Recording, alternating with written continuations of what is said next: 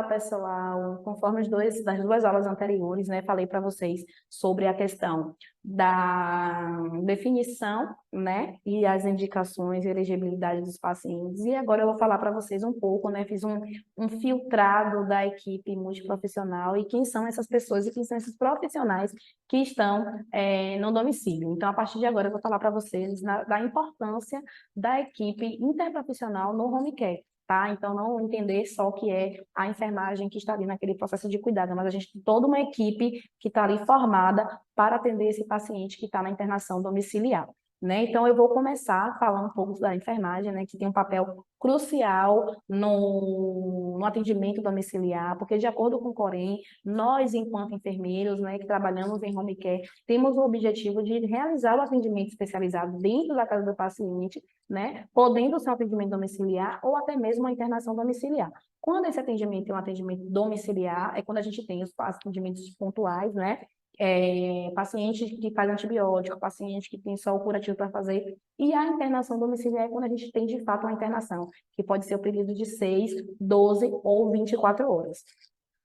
E quem é essa enfermeira? Essa enfermeira vai estar responsável por todos os cuidados, né, frente aos cuidados assistenciais desse paciente, seja passagem de sonda nasointeral, passagem de sonda vesical, troca de curativo, orientação da equipe de enfermagem. A enfermeira na unidade, na internação domiciliar, nós temos ampla possibilidades, porque nós, enquanto enfermeiras, podemos estar na enfermagem administrativa, na enfermagem assistencial, como enfermeiras visitadoras, né, como enfermeira de auditoria. Então, assim, dentro do home care, nós, enquanto enfermeiras, temos a possibilidade de estar em vários âmbitos, né, perpassando ali pela internação domiciliar. E no cuidado propriamente do paciente, a gente vai estar na casa do paciente com os procedimentos assistenciais para dar um suporte. E aí a gente vai estar tanto no atendimento como na internação domiciliar.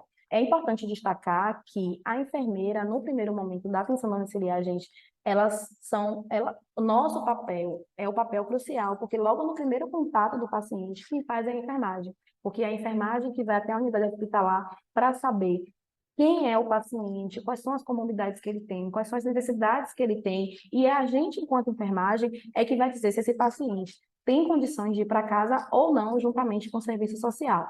E isso é avaliado dentro do histórico clínico do paciente, discutido com a equipe médica do hospital, discutido com a equipe de enfermagem do hospital. Nós temos o papel de observar todo o contexto desse paciente e ver se a parte clínica dele compete dele estar no domicílio ou não, né? E aí, em discussão com o serviço social, a gente acaba entendendo qual é a realidade e se esse paciente, né, dentro da elegibilidade que a gente viu na aula anterior, se ele tem condições de ir para casa ou não.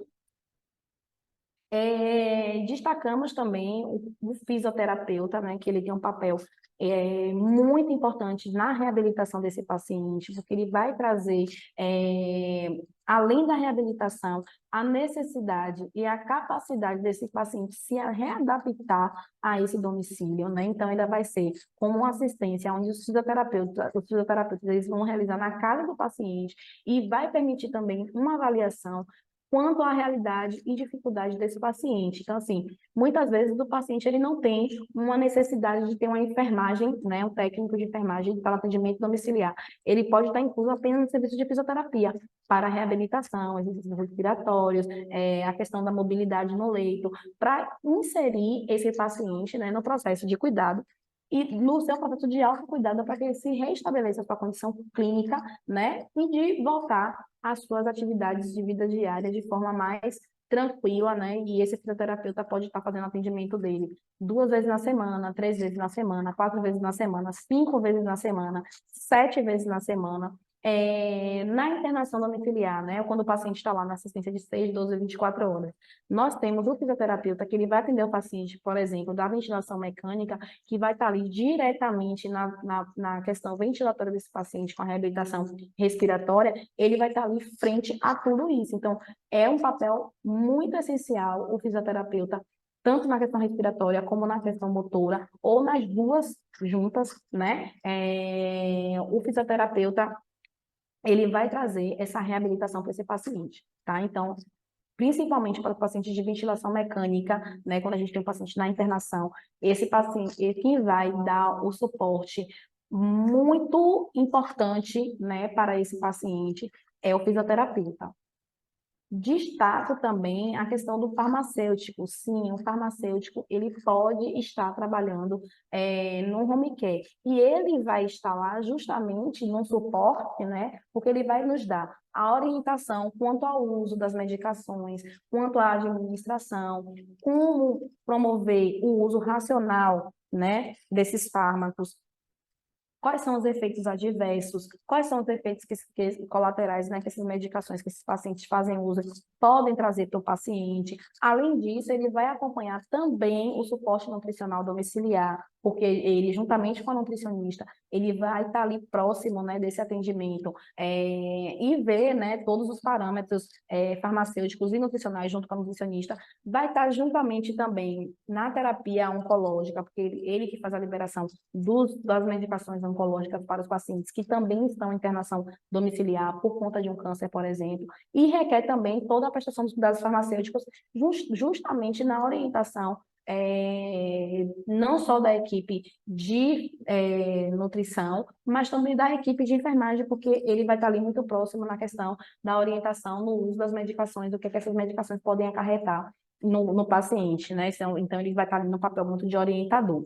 E temos também a nutricionista, que ela vai estar ali no momento de identificar e promover a educação nutricional, que seja de forma eficaz para esse paciente, né, para aquela pessoa que está ali, e buscar ações de mudanças de hábitos alimentares, não só do paciente, mas também do seu familiar. Se a gente tem um paciente que ele está lúcido, orientado, então a gente vai estar orientando esse paciente e juntamente com o familiar para que o paciente construa novos hábitos alimentares.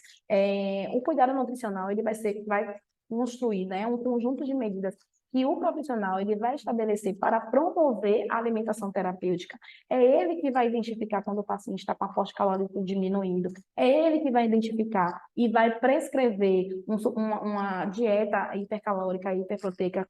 No caso, se eu tiver um paciente que tem uma ferida e a gente precisa de caloria, e a gente precisa de proteína. Então, quem vai fazer essa prescrição? Juntamente com a enfermagem, eu, enquanto enfermeira, posso dizer para o nutricionista, eu tenho uma paciente que ela tem uma ferida, que está difícil de cicatrização, o que você pode fazer para me ajudar? Então, nesse processo, ela vai ver o aporte calórico desse paciente que ele precisa e vai estar juntamente com a enfermagem, né, prescrevendo na parte nutricional, diga-se de passagem, dietas hipercalóricas, hiperproteicas, justamente para ajustar no processo de cicatrização.